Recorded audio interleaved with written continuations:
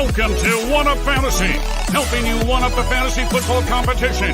For the latest in Chicago sports news, visit ShyCitySports.com. And now, here are the hosts of One Up Fantasy, Stephen Johnson and Chris Jackle. Kaboom!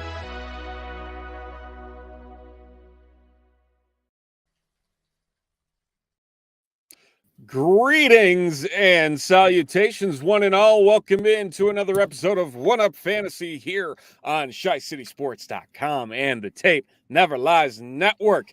I'm Stephen Johnson. He is Chris Jackle.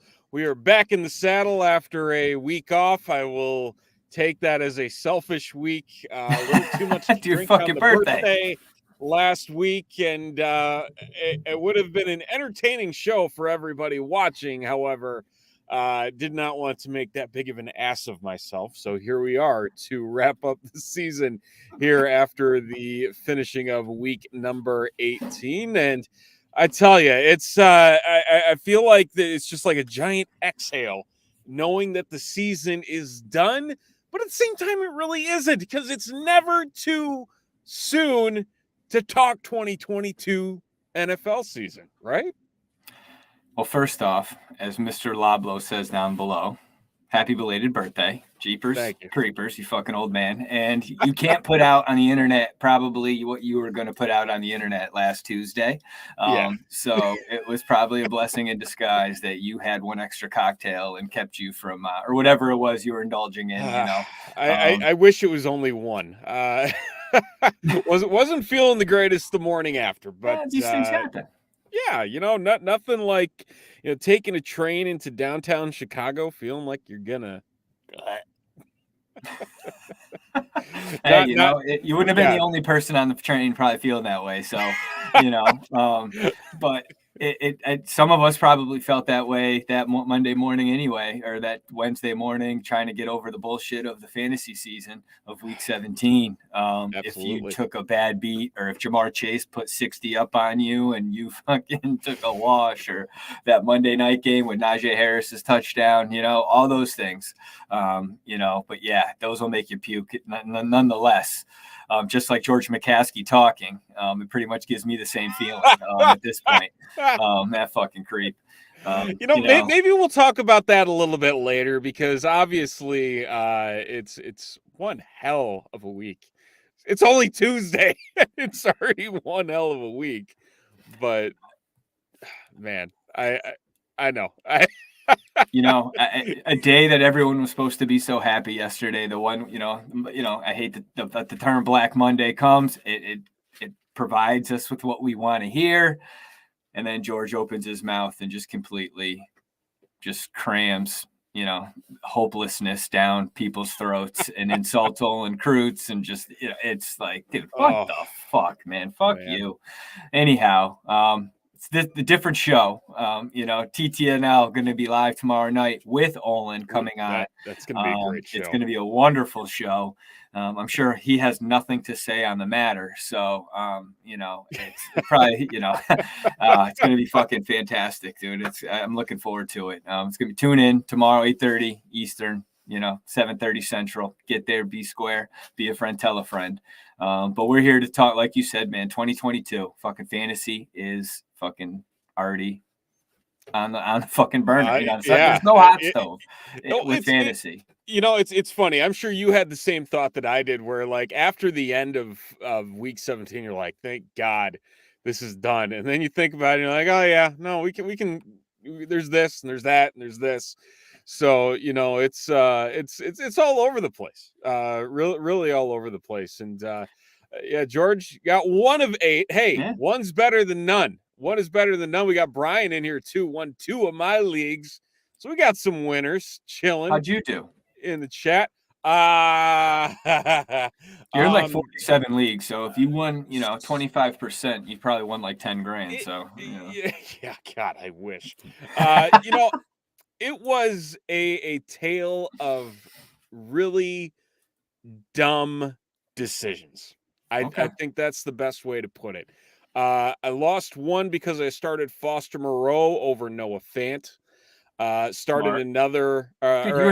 You were saying Noah Fant was the play. I know. You son of It a bitch, was you one didn't of take those your own like advice. last 15-minute things where I'm like, you know what? I'm going to do this. And it Okay. completely backfired. It happens. It happens, brother. I hear you. It happened.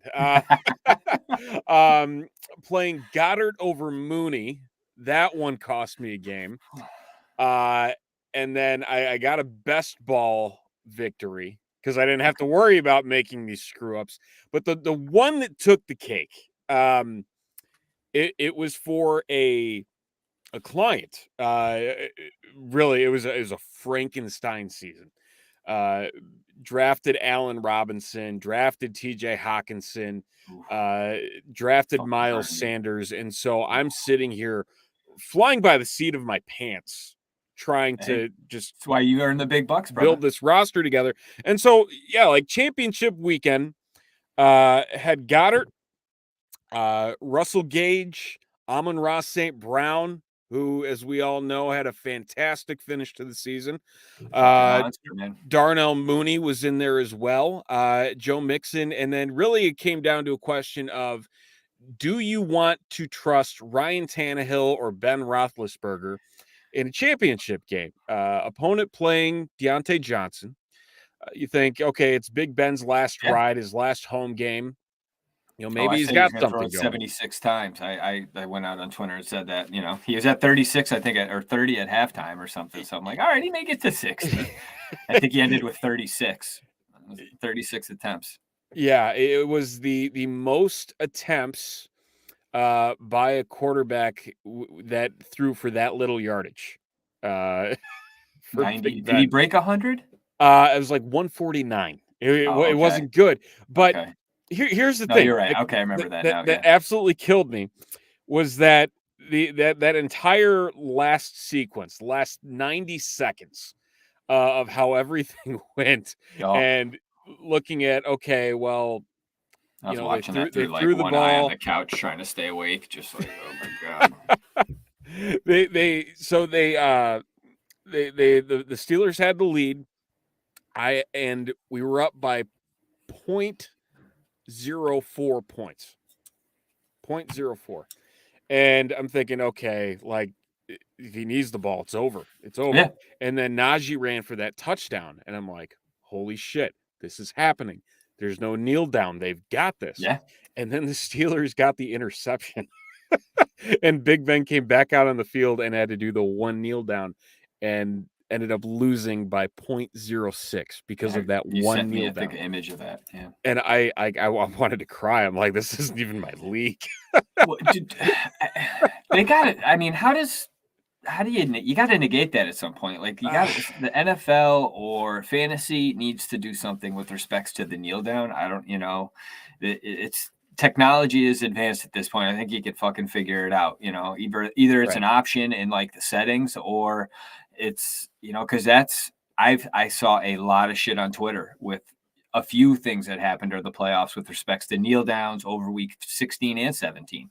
Yeah. And it cost people playoffs. It cost money, so that's some bullshit. I feel your pain. When I saw that picture, I sent it to a bunch of my buddies and they were just like, oh my fucking God, And I got roasted on Twitter because they were all like, who the hell starts Ben Roethlisberger in any week, let alone a championship week? And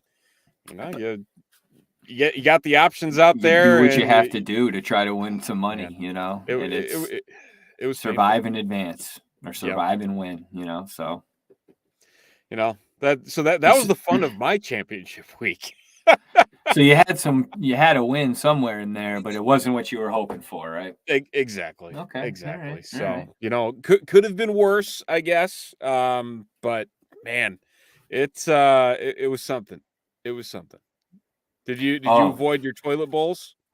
You know what? To be perfectly honest with you, I never looked to see if I won that game. I was winning. Are you serious? How do you not look? Because I was pissed, and I'll do it right now.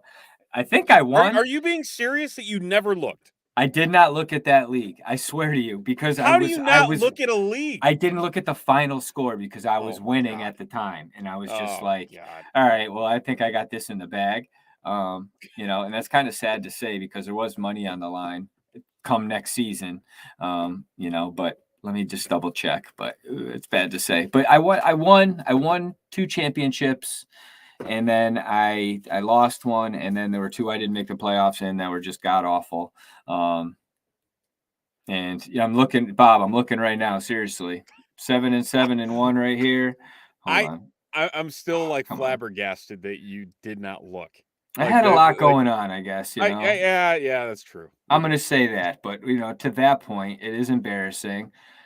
And oh my God, you guys aren't going to believe this, but I lost by 0.04. All right, let's see. Can Hold on, I gotta bring this up here. Let's see if I can bring this up. Oh my God, look at that! Holy shit, huh? Look at that son of a bitch. Oh my God! Wow. I came in last place. Fuck me. If Shane or Jay hears this, hey, fuck. Yeah, I took Deontay Foreman out, and thanks, buddy. You fucking bum. Nick Chubb, you fuck.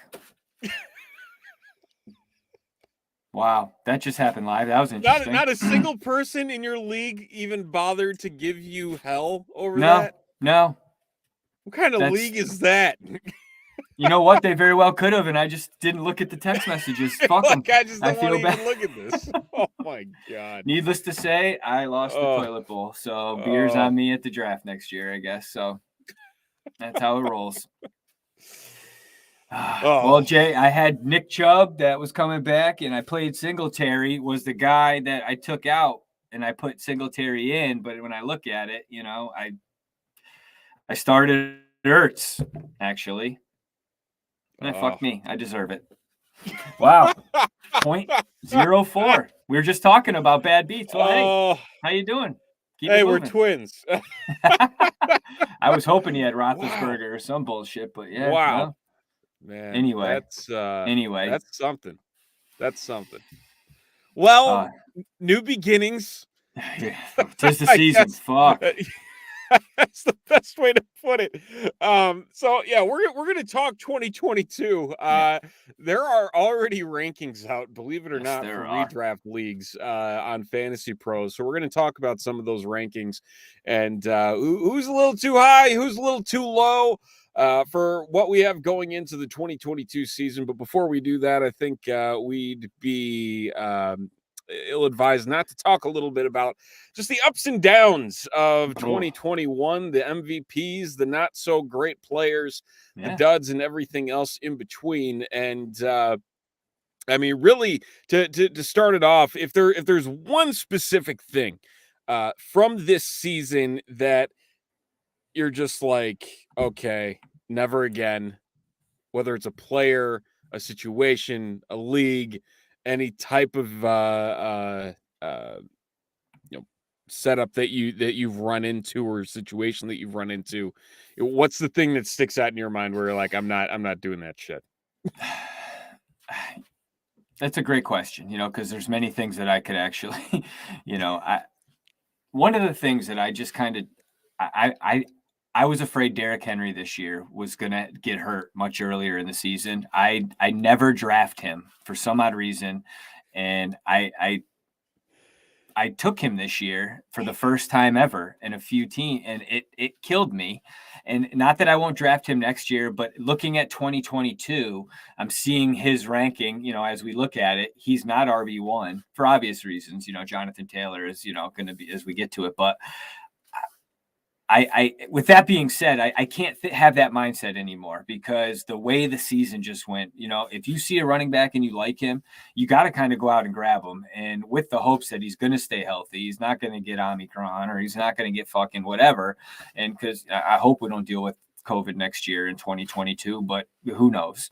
But to that point, I'd like to trust my gut a couple more times early on in the draft because I try to you end up overthinking some things. You try to get cute and you're like, it's like overthinking Kamara or, but I did it with Henry and it's just kind of frustrating. And I don't know if I necessarily answered your question correctly. I was looking something up when you asked me. So you're back on the never Henry train is essentially what it comes down to. But more or less, like, don't be afraid to draft a guy with an injury, not with an injury history, but just trust your gut at this point. Don't be a pussy and take the pick. Like it's like I should have taken Henry before when I sat on it, when I had an opportunity, and things could have definitely went different for me. And I took a guy that ended up getting hurt, whether it's CMC or, I'm trying to think off the top of my head, but I'm just saying, man, the rankings are the rankings, but they're everywhere, and everyone's kind of along the same line. But if there's a guy you like in a spot and you're feeling that he's the right guy for you, go for it, and stick to your guns and don't waver as you go through the draft. It's just like I'm using Henry as an example just because it fucking sticks in my craw, and we've talked about it before. So the Henry train. Yeah. I mean, what about you though? Because I gave a shitty answer. I'm there with you on the Derrick Henry thing. I didn't like drafting him either. He was one of those guys where it's like, I'll do it in a league I don't care about, but in terms of like the ones where I'm really passionate, I don't want to lose. Like I'm just not going to touch him. But it's weird to say that because you think about the season that he had, he was still the NFL rushing leader like 4 weeks after he got injured on Halloween afternoon. It was the most bizarre thing to just watch what he was able to do in such a short time period. And I will say this, there's a lot of people out there that are saying like, oh, he's nearing the end of it. You need to be careful. He's back this week. He's going to fucking wasn't a catastrophic injury that's going to affect him long term into 2022. No. This is something that he's going to be able to come back from and move forward with. If there's anybody I'd be concerned about in regards to injury history, it's Christian McCaffrey. Yeah, that here we are. I think the Panthers are agreeing with you. So just interjecting that, because I think they're looking to possibly maybe look to move him. Yeah, I mean, at this point, you got to wonder, okay, is this a guy that can stay healthy, not just for 16 games, 17 games, and then into the playoffs? How about 10? Yeah, 10. Yeah, I mean, I think anybody would take 10 at the rate that the draft capital's been for him so far. And we'll talk about him a little bit later because where he's sitting currently in rankings is rather shocking, given the recent injury history, despite the fact that, you can argue that his fantasy points per game in 2020 was the highest ever in the history of the NFL at over 30 points per game. So that ability still sits there. And I mean, you can talk about the 2019 season when he blew up, and then even in limited action this year, he was able to put up some pretty decent numbers as well. Obviously, nowhere near, what he was able to do in the previous seasons. But the thing that really got me this year, and it's more of a league structure situation that I am going to petition hard against in the leagues that go from year to year, and that's the IR and bench situation. There are quite a few leagues where I play in very shallow bench leagues, talking 4 or 5 bench slots. And in a year like this, especially when COVID is still an issue with these players who are out, and obviously the time out for players has shrunk now from 10 to 5 days. But at the same time, it creates such a conundrum when you're literally stuck with the thought of, okay, I've got, say, for example, a Deebo Samuel. Yeah.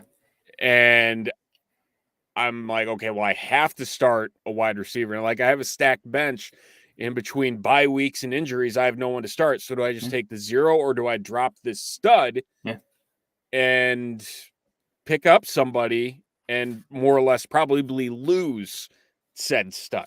And I think it's a disadvantage, and it just doesn't make the game fun. And that's ultimately what everyone is here to do, is just to have fun.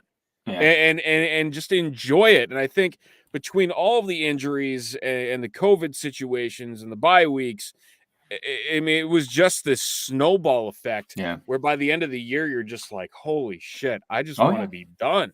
I just want to be done because I'm sick and tired of looking at these rosters and thinking, what more can I do So with Stephen, what's going on? let me ask you. So are you are you saying like so the way I've seen it is if you don't have an IR designation but you're listed as out, I think you should be able to go on the injury, whatever the Right. designation for injured players. It's something that I noticed there was a couple times. I even think in one of my leagues, I got an email, I think maybe from ESPN, or they stated that you had an option to add more bench spots, like they had created more, or someone had told me this and I just ended up adding 2 more bench spots. I just asked the guys what their thoughts were in the hey, because of what's going on, do you guys want to add 2 more injured slots? And everybody agreed.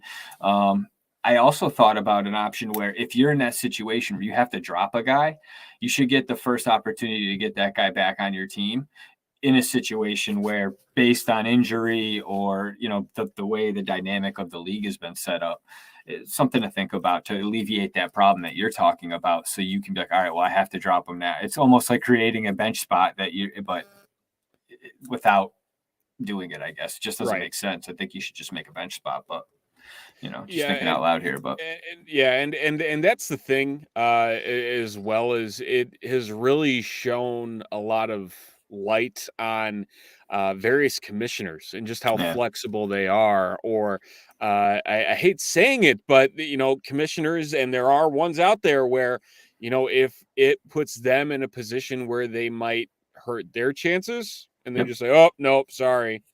Like I've heard that happen numerous times this year, where they've just kind of wiped their hands of the situation because it's just something that doesn't necessarily benefit them in the moment. Okay. And then, it comes back, it turns into this thing, it starts to boil over among league mates where you have one side fighting another in terms of what's the best option to move forward. And I think this is only going to fester as time goes on if we have to continue to, look at this types of things. Like Irish Rastafarian in here, Russ was out for 2 weeks before he hit IR for the Hawks. Wholeheartedly agree with your point that out players should be allowed on IR. In leagues that do not allow that. Hell, I was a part of a league this year where pup players were not allowed on IR. And it's like, they're out for 6 weeks. And you're telling me that you can't put a player on IR longer, double the length of the minimum IR state. Like, where does that make any sense? And like, I'll put up a fight all damn day about it. But for whatever reason, things get said, rules get put in place.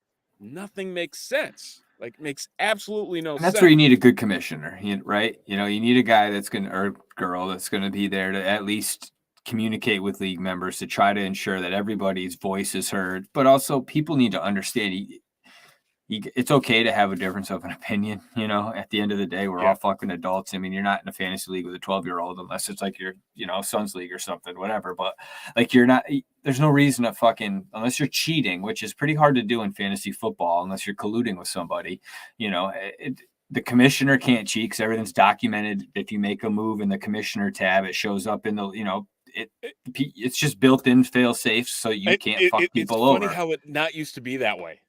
And dude, I have a story that happened years ago where a dude changed his lineup in the middle of the first round of the playoffs, and dude got hurt. And it was the Raiders Chiefs, I think. And this is when I was in college. And my buddy was like, wait, he like refreshed the score. And next thing you know, like, this dude that got hurt is now on the bench, and some other dude's in that had already played and scored like 25 points. And and then it was, and this is all friends I grew up with, and that guy is no longer in the league, and the league is actually still going on. But we got rid of that individual, and I mean, that's the league I bitch about, but nonetheless, and someone had asked if you can add spots in the middle of a season. I was able to in the ESPN league this year. I don't know about in the past. I thought that they changed that because of the way the shit played out this year with COVID.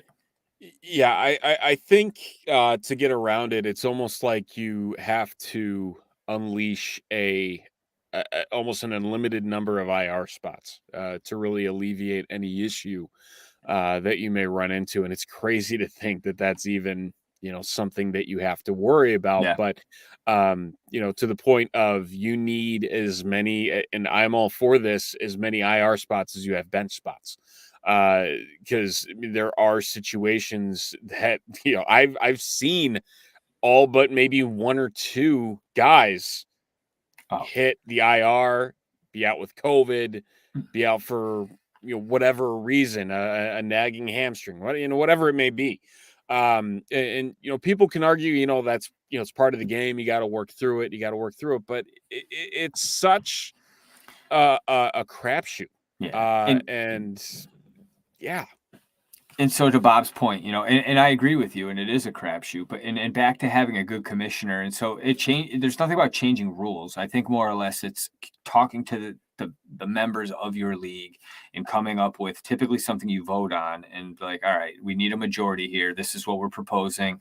We've had the fucking slew of whatever the COVID issue. It can't just because of injury. It's more the COVID issue is what created this problem, And right. I think so with that, it's something that should have been addressed, and some of the fantasy apps realized that and allowed that to change. But it's not like you just did that and didn't tell anybody. That you need a commissioner that's going to keep those things on the, whether it's through the messaging, texts, emails, however it is, the app itself, smoke signals, whatever. You just need to be able to correspond with one another to make sure that everybody gets it, so everyone can take advantage. But there are people that don't like that, and we're like, hey, if your team gets fucked with injuries and COVID, well, my team doesn't. I should reap the benefits because there's luck involved.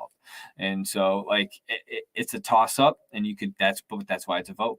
And so I think, with a solid commissioner and somebody that just doesn't collect the money and just hits start league and end league, it's, it's some things that you can do to keep people happy and keep the season with the ups and downs of injuries and COVID more enjoyable. And so you're not fucking screaming at your fucking computer as you're trying to fucking set a lineup, Well, that happens regardless. Yeah, fucking, you took Noah Fant out, you silly bum. What the fuck? Oh man, pain. So I guess on the flip side of that, talking about the things that you don't want to experience again, you don't want to, relive again. What are the things that you said? Okay, you know what? This works, whether it's a certain player, I'm buying in hard next year. Let's get things rolling. Or again, just anything that you experience in terms of how leagues are set up. So one of the things I want to get rid of in all leagues is the waiver wire. I am sick of the waiver wire. I think it should be the fab. I don't know. But I had more leagues waiver wire than fab, and I'm actually going to try to get into less leagues like that and more leagues, like the ones we're talking about here.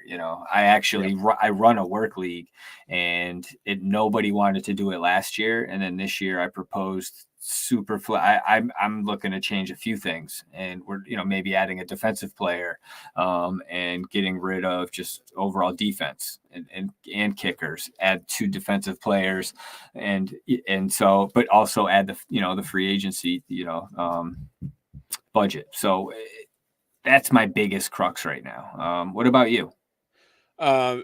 Quick to answer, Bob. FAB or FAAB, free agent auction budget. So essentially, you're bidding a portion of a budget on players instead of dropping in a waiver wire claim, and so it's a little bit more even in terms of who can get who, and you don't have to worry about the crappiest teams or the teams that haven't made any waiver claims in a very long time being first in line to grab the hot pickup of the week. For me, it is falling into the method of not drafting a quarterback until later. It's I feel like there was some validity to it this year, which is really weird. I mean, you look at what Lamar Jackson kind of fell apart as at the end of the year and how high he was going. Patrick Mahomes not being Patrick Mahomes, the same thing for Dak Prescott. Really, Josh Allen was the one guy who remained relatively unscathed. at the quarterback position in terms of these guys that were being drafted relatively high. And then here you are at, the tail end of the top 10, you guys like Matt Stafford, Tom Brady, who was really a league winner in a lot of circles and got a lot of teams to the championship. Yeah. Justin Herbert, Joe Burrow. These are guys where you're sitting and waiting until the 7th, 8th, 9th, even 10th round.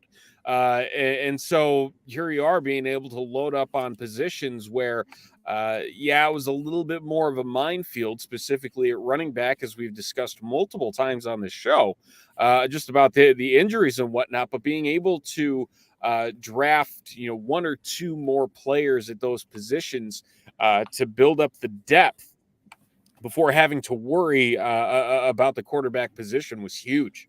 And I really don't see any signs of it slowing down, because you still are going to have those top tier quarterbacks. They're still going to be drafted relatively high, but now that pool has become significantly deeper in terms of how you can expect some quarterback one numbers from week to week. It's not, 3 or 4 guys and you're like, I'm set, look at me. That list is now maybe 7 or 8 deep.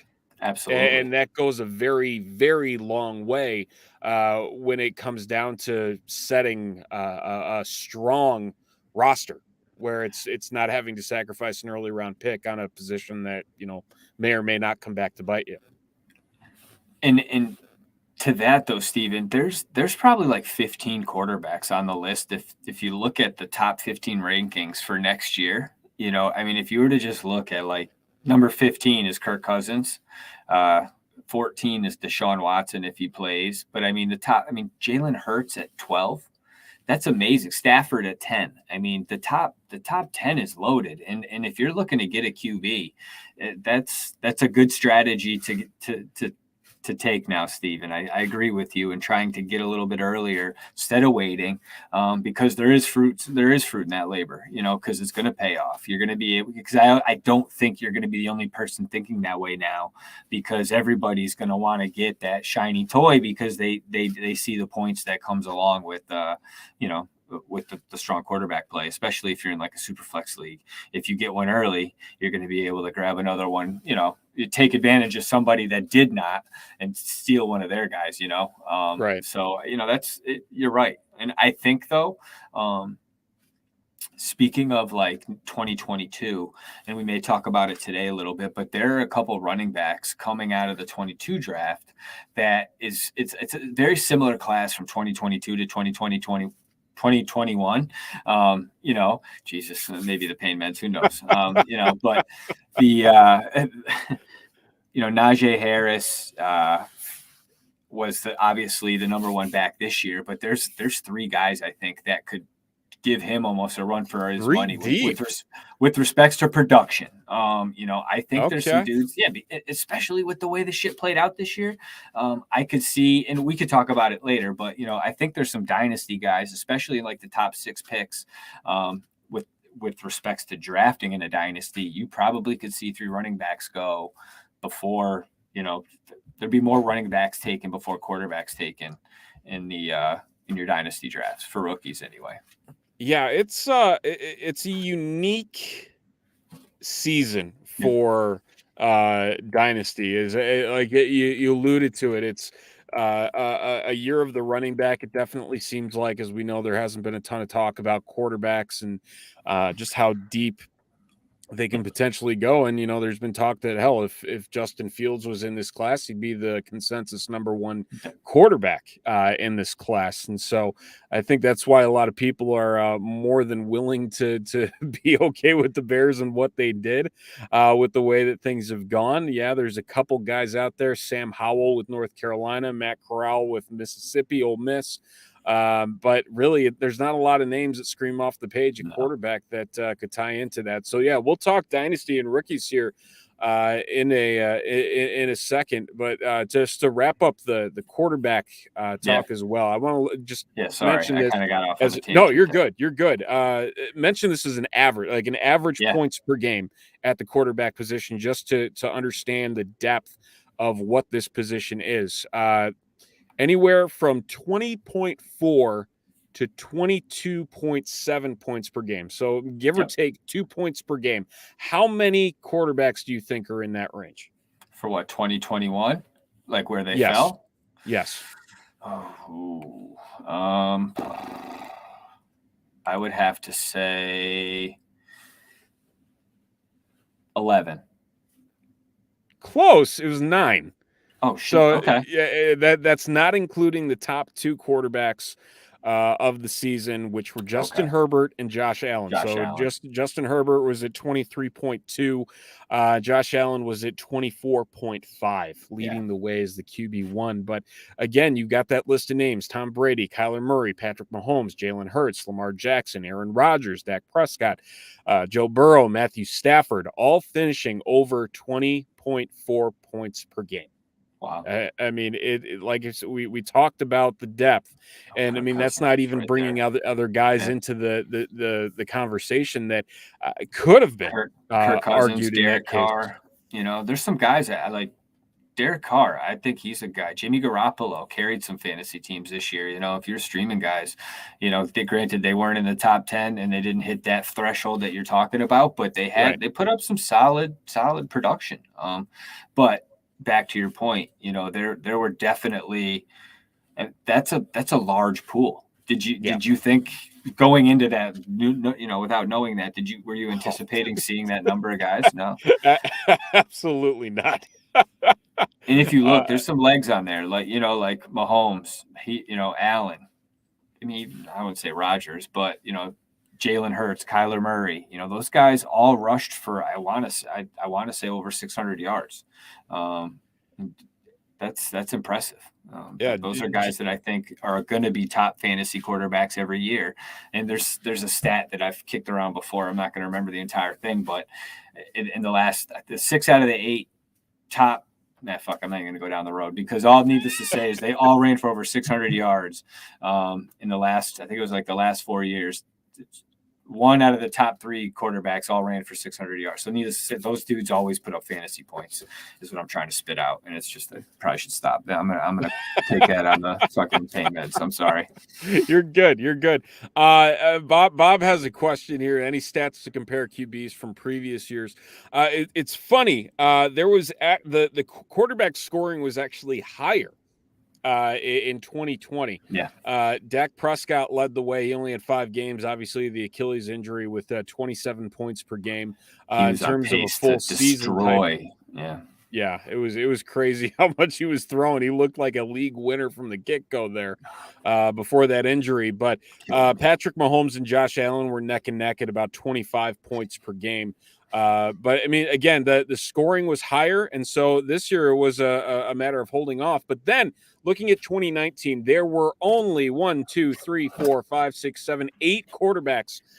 that scored over 20 points per game in 2019. And so you're seeing it stretch out a little bit more. It kind of came back to a median.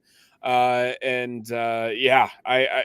it's one of those things where I think there's that comfortability factor with the way that things have kind of come about, and the fact that this is becoming a much more pass happy league, as we have been under that impression for several years now. And the Bears at some point hopefully get to a pass happy offense. Hey, maybe it'll happen this year. Bring in Pep. That's my guy. Pep Hamilton. Yeah, I saw your little my nocturnal emission. Yeah. Some people had to Google that, I'm sure, because they don't know what that means. But I have to ask you a question though regarding Justin Herbert. I wasn't sure if it was you, but I was talking at the beginning of the season that they thought there might have been a regression with Herbert this year, kind of just because he lit the league on fire last year, as a rookie, and then coming into this year, maybe he was going to have a little bit of a sophomore slump. I would say he had a great second season in that Week 18 game. 6 for 6 on fourth down play, 106. It was unbelievable. Yeah. And Staley screwed the team out of a playoff game, playoff berth. But were you surprised by Herbert this year? Yes and no. I didn't think that he was necessarily going to need to throw it as much as he did. And it turns out that they were able to work through his arm. And Lombardi, the offensive coordinator, connected to one Vince Lombardi, what he was able to do with that offense, and it has turned him into a budding star. And honestly, I think the sky is the limit, and I still feel like he's somewhat semi underrated for what he brings to the table, which is really weird to say. Lombardi? No, Justin Herbert. Oh, Justin Herbert. Yeah, with what he's able to do. Like you look at his stats and you look at the outputs that he was able to do here over these last few weeks. The numbers weren't the greatest in week 16 and 17. 16 and 17 were but they weren't bad. Right. I mean, he finished with 5,000 yards. He had 17 weeks to do it. He finished with 5,000 yards. Let's be real. That's still a pretty decent and all that feat. other shit going on. It's pretty impressive to anybody that had great years this year. I think, regardless of 18 weeks, Justin Herbert is somebody that, it got Flores fired. He wanted Herbert, and and the GM there wanted Tua, and now it turned into a pissing match, and say la vie Flores. Maybe he comes to Chi-Town, but yeah, Herbert, I thought, I was one of those guys that, thought maybe he was new coach, new offensive coordinator. I thought, it just spelled like the perfect storm for him to see a little bit of a regression. But man, yeah, I do agree with you. Sky's the limit for Herbert. I see him being in that top tier, for next year, 2022. I mean, you're looking at the ranking. He's number 4. Right behind Patrick Mahomes and Kyler Murray, Josh Allen number 1. But you wouldn't have to twist my arm to put Herbert over Murray with respects to a ranking, in my opinion, for next year. No, I'm right there with you. I mean, when you got a QB that averaged nearly 300 yards a game through the air, he does make a couple boneheaded moves, and I think Charger fans, however small that fan base may be, if you watch their home games, they will tell you the same thing, where there is those errors. But he's a young quarterback, and I think from what he's been able to do, both with his arm as well as kind of sneaking out of the pocket as well, and getting on the run.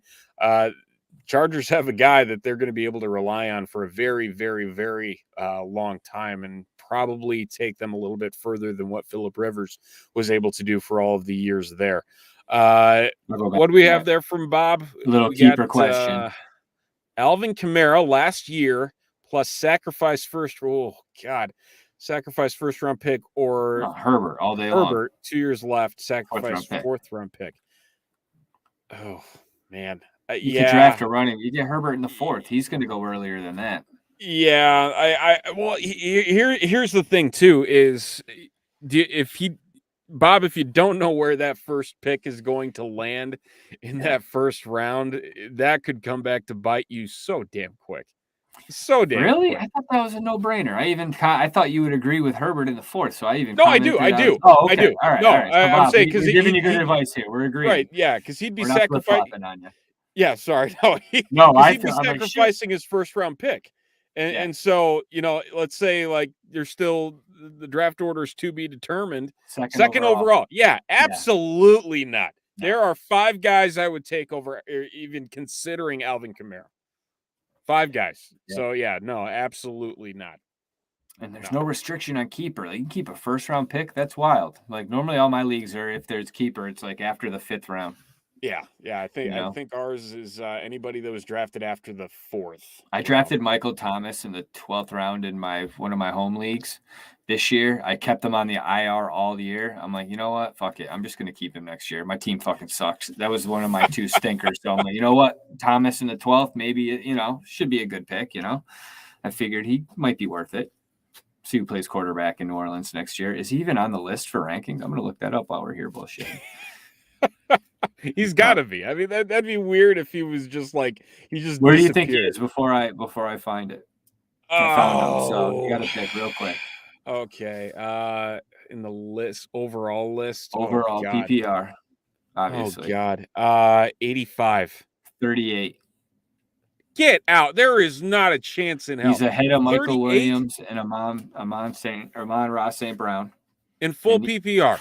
Full PPR. He's got Darnell Mooney at 35, Marquise Brown at 36. The fucking link you sent me, brother. Cortland Sutton, and then Michael Thomas. Is that just wide receivers? Yes. Or is that every? Oh, I thought you wide meant everyone. Overall. Oh, Jesus. I'm sorry. Then let me do that for you. Okay. Touche, sir. You scared me there for a minute. All right. Here we go. I got it right here. Where'd you go? Okay. What did you say? 85. Holy shit. 87. All right. I'm you make the big bucks, Mr. Johnson. That's why you make the big bucks, brother. Not only is it the golden voice, but that fucking big brain of yours, brother. Oh, now you're giving me way too much credit. So we've got some other players. I think we can shoot back and forth here in terms of where they're landing in the early rankings here on Fantasy Pros for 2022. So we'll just bounce back and forth here. We'll give the number and the player and whether we're buying or selling. All right. At that rate. So I'll start off here. This one's going to be a fun one because this can go one of many ways. Cam Akers, 47. So he in a 12-teamer, he is a end of 4th round selection. What's that, like RB 20? Yes. 20, right? I'm like, okay, I just found him. Buying. So would you draft Cam Akers at the end of the 4th round? Is ultimately what it boils down to. I'm going to have a hard time with that. Wow, that's in the 4th round. But I could probably get Elijah Mitchell. I could probably get – would you take J.K. Dobbins in the same round? I like J.K. Dobbins. I just don't think that the Ravens' offense is well equipped to give him the productivity that he needs to be fantasy relevant where he is being drafted. I think I would take Cam Akers over James Conner, but I would not take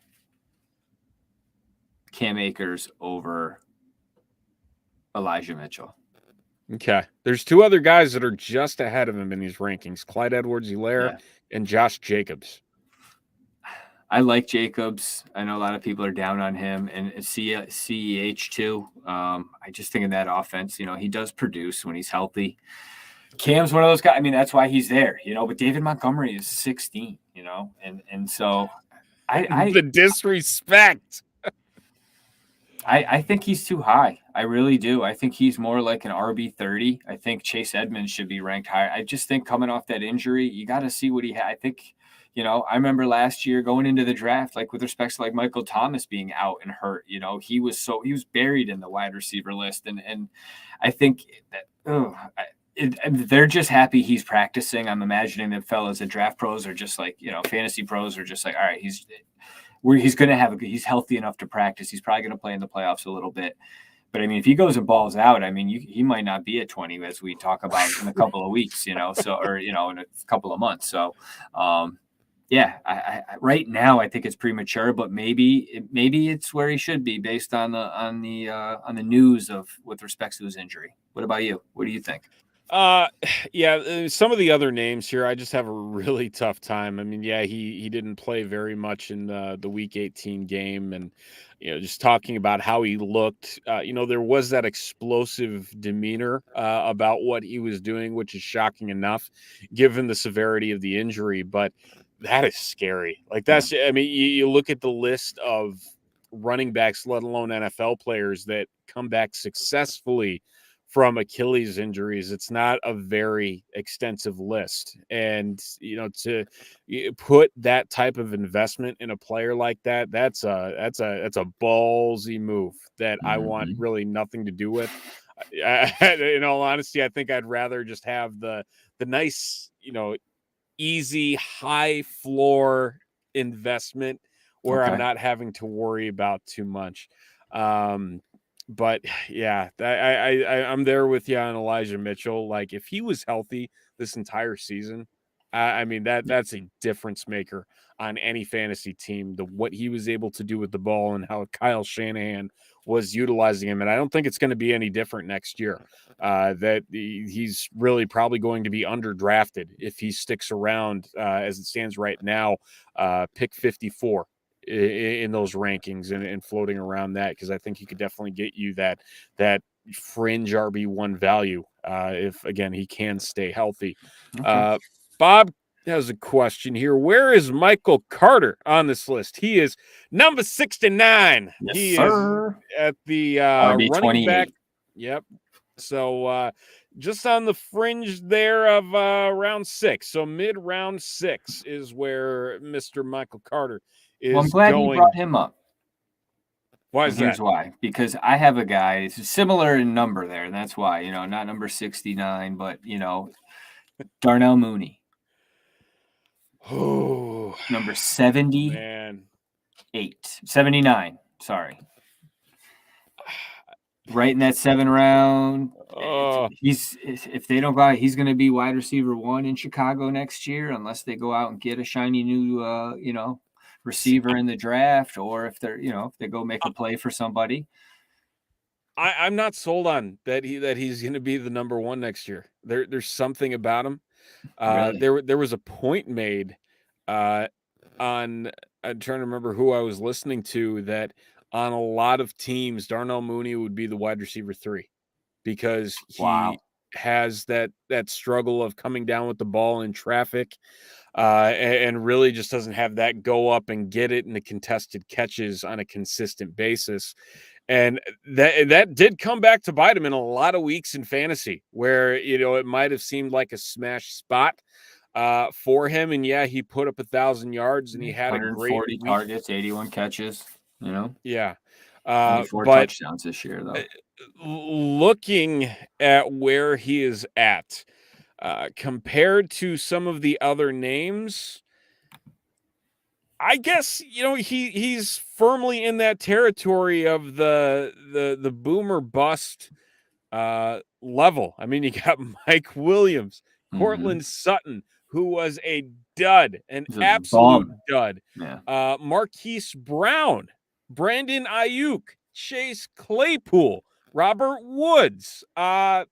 So if you're gonna put a gun to my head, I guess, compared to these guys, give me Darnell Mooney. Thank you. All right, I like it. Give me Darnell Mooney. And here's the positive thing: we all know the Bears have salary cap room this year, and if they do go out and get this Alpha 1, it may only help Darnell Mooney's cause, where he doesn't have to worry about these things that he may not excel at completely.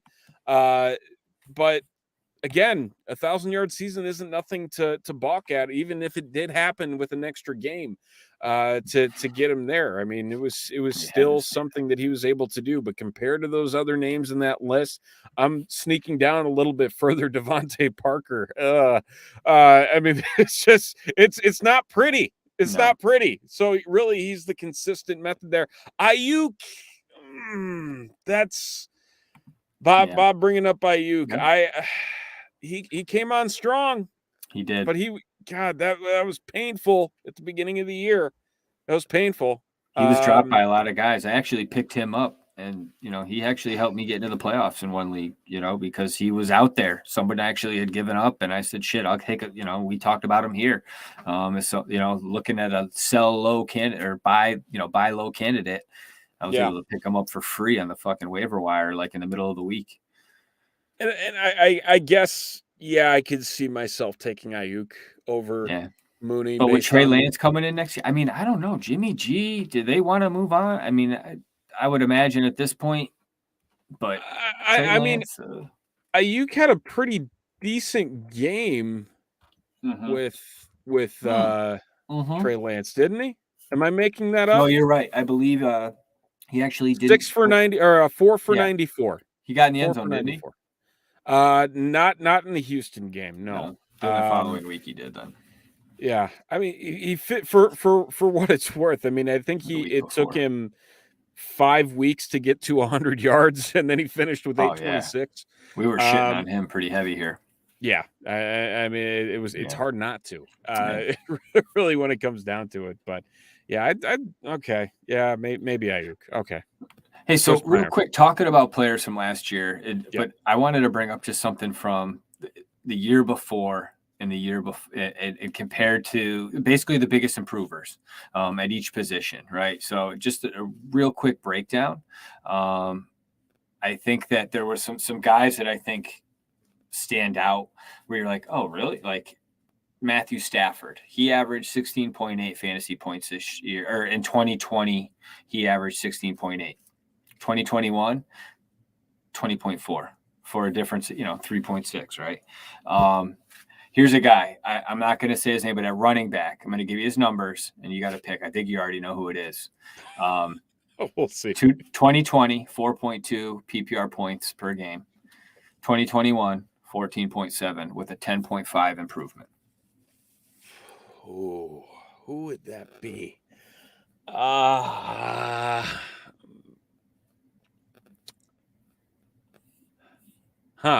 Is that Damian Harris? No, it is Cordero Patterson. Oh, God. Okay. All right. I got another one for you. All right. We did Stafford. We did running back. We're new wide receiver. This young man averaged 14 PPR points in 2020. And he averaged 11.9 in 2021 with an 11.9% improvement.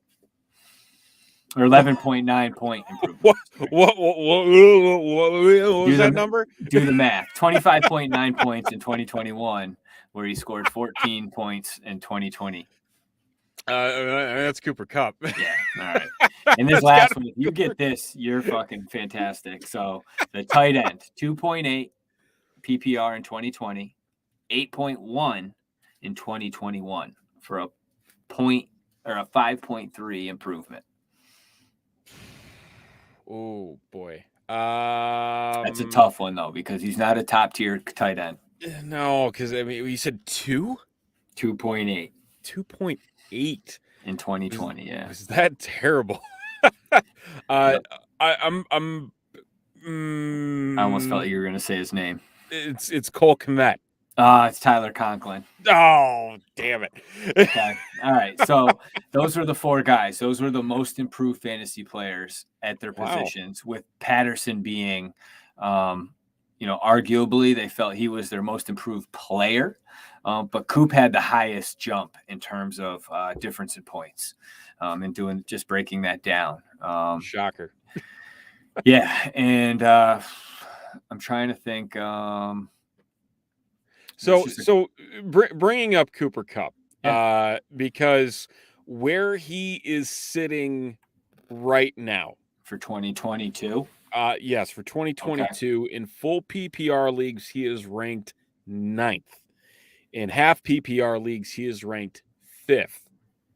Is he worth that investment to you in drafting Cooper Kupp, a career draft this guy in the 4th, 5th, 6th round dude as your first round pick in 2022? So you're taking him over Justin Jefferson is what you're saying, Yes. That's a tough pill to swallow. But I think you're going to have a few years of Cooper Kupp in that Rams offense with Stat Padford. I think you're going to just see some fucking numbers. 25.9. If he has a regression of like 10% or even 20%, he's still at like 20%. He's at like 21 points, So I almost feel like he's a guy that should be in the first round. You were looking at like Devontae Adams last year, similar, same thing. He's in the top 10. So those are the two wide receivers in the top 10 for the 2022 rankings, with Justin Jefferson and Tyreek Hill sitting right on the outside. So I think he's definitely worthy of a top 10 pick. What about you? See, I go back and forth because I freak at the reminder that he had that major ACL tear a couple of years ago. But Mike, it's been a couple of years, and I'm not necessarily worried about with guys like Keenan Allen who experience similar situations. Man, I tell you, that's just really high for a wide receiver, and for as deep as wide receiver seems to be I mean, that was an all-time an all-time season in terms of what he was able to do and the consistency in which he was able to do it. And the question then becomes, okay, when do teams catch on and be able to shut him down? And I don't know if it's going to happen, but it worries me. Like that's the biggest concern in the back of my mind is, okay, where would he fall? Let's say from just back to any type of standard mean along those possibilities. Is it 20 points per game? Is it less than that? Is it 19, 18? Because again, like you mentioned, he was at 14 points per game 2 years ago. So I mean, it's still, it's a bump of 4 or 5 extra points per game compared to what he did 2 years ago, which you could still argue is pretty solid. It's just, if I had to put my money on Cooper Kupp or a guy with a significantly more solid consistency pattern like Davante Adams, and again, we don't know where Davante Adams is going to play in 2022. It might not be with Aaron Rodgers. Franchised. If they can find the money. that's the problem with the Packers right now, is finding the money, and then even guys like Tyreek Hill. Where you think, okay, can this be, that next guy? Because Cooper Kupp ain't young either. So this is kind of an uncharted territory for a guy like this, where, we don't see these career patterns very often in fantasy world. And I think that's my biggest concern. I'd rather have guys like a Najee Harris around that, or even looking at Austin Eckler. As a top 5 pick, especially in full PPR, I think I'd rather have that, in all honesty, just based on how the running backs have gone. Let me ask you a question. I'm looking here and I see a name that I was actually surprised in the running back list. Javonte Williams. They have him listed as a top 10 running back. I think he's even an overall top 20. I'm going to actually double check that before I put that out into this existence in the world here. 19. You're right. 19. You're right. Melvin Gordon was RB 32. I was pretty shocked by the disparity there between the two, by the wide range. Are you surprised by him being in the top 10 at running back? Everybody thinks that Denver is going to move on from Melvin Gordon, and this just reminds me so much of the Aaron Jones situation with the Packers last offseason, where everyone thought Aaron Jones was out the door. A.J. Dillon was going to be the next big thing. And then here comes Aaron Jones on a brand new, shiny 4-year deal, knocking A.J. Dillon down a few pegs.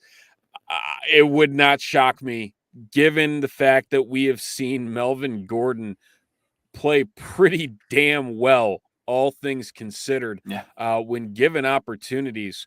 He's got 200-yard games in the last 5 weeks of the season here. That could stifle any Javonte Williams talk for 1, maybe 2 years. Yeah, Melvin Gordon's getting up there in age. That's a scary number. And for anybody that is drafting before free agency kind of settles in, Godspeed to you if you take Javonte Williams. Even in the draft, I don't think it's a really safe drafting maneuver. Trey Sermon. Yeah. I mean, you look at this. I mean, Javonte Williams, he had 3 straight weeks inside the top 10 at running back finishes in weeks 12, 13, and 14. Yes, they were against really bad run defenses, so that ability does exist, but at the same time, he kind of hit a rookie wall towards the end there. And so the question then becomes, okay, can he find that next level? Can he find that consistency in being the guy over that many seasons? And you can argue that Drew Lock was the quarterback. They could focus on the run game a little bit more, but that still didn't stop Melvin Gordon. So the question then becomes, is he the guy? Do they need to get a plateau guy? I do not like him at RB10. I do not like him at 15 overall. That is a scary proposition. I do not like green eggs and ham. I do not like them, Sam. No, I do not like Javonte Williams. But yeah, so I saw that and I'm like, shit, how did we overlook that? I just thought that was a good guy to bring up, and especially as we move forward in this year, I'm interested to see the fluidity in that list. I know the list we're using and the guys that ultimately put that together. This isn't the end all be all, and it's going to move. It's going to change, especially with coaches coming in, schemes and free agency. As that all plays out, this list is going to change. And I know there's some rookies that we are going to talk about as we move forward here, Stephen. Not today or this evening, but I think as we approach the offseason, there's definitely some guys we have to talk about because they're going to have a fantasy impact, as we saw this year. Jalen Waddle, 102 receiving receptions. Najee Harris putting up the numbers he did. And as we commented earlier, there's some backs that I think that, could actually put up some similar numbers to Najee Harris next year. There's receivers, there's tight ends, I think this year too, that you're going to see making a fantasy impact. And we're going to talk about it here at One Up. I know we're going to talk it at TTNL. Maybe some of those guys will come on and chat with Phil and Shane and what other cast of idiots, that are gracing the airwaves that don't get to talk to the guests, but, just kind of pop up randomly, such as myself or Claude or the lovely Cherie, Stephen, I'm looking forward to talking 2022 fantasy with you this offseason. We are going to be here weekly, correct? Yes, that we will. Awesome. So we'll be running down the gamut. There's never an off switch when it comes to fantasy. And so obviously plenty to talk about and plenty to go over. And music to your wife's ears, right? Exactly. Yeah. I guess that's one way to put it. Makes two of us, brother. But at the same time, though, plenty of guests that we'll have on this season as well to talk rookies, to talk free agency and the fantasy impact of it. Maybe have some fun along the way with some various games that we can play to liven things up. If news is a little bit dead, there's always something, like we said, to talk about. And if there's not anything to talk about, the Bears are always going to do something dumb that we can spatter on about. Put a mic in front of George McCaskey, and there'll be plenty of fucking shit to talk about. Fucking, oh man, mommy says I'm doing a good job. Yeah, great.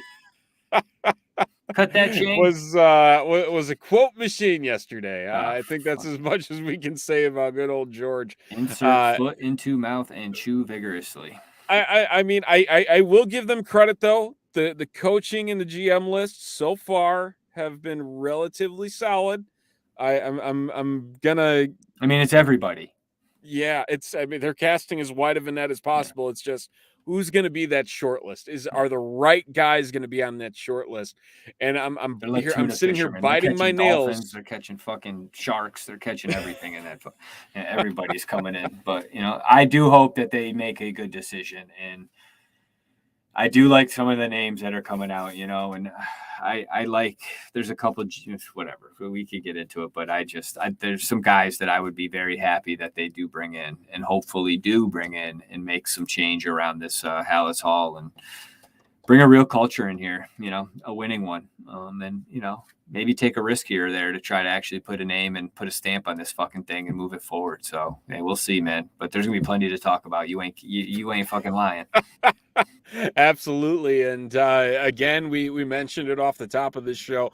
Be sure to tune in to Keeping It 100 tomorrow night here on ChiCitySports.com and the Tape Never Lies Network with Draft Dr. Phil and Shane, the smartest man, Marsaw. They have Olin Kreutz on to talk that lovely press conference and George's lovely words that he had to say about Olin, as well as just what's happening at Hallis Hall with the fucking piece of shit wild crew that's going to be putting together the future of the Chicago Bears, as we've come to learn, and as we're getting developments pretty much every hour on the hour with how that looks. But again, plenty to talk about. They'll be talking about it all tomorrow night, so be sure to tune into that. 8:30 Eastern, 7:30 Central every Wednesday night.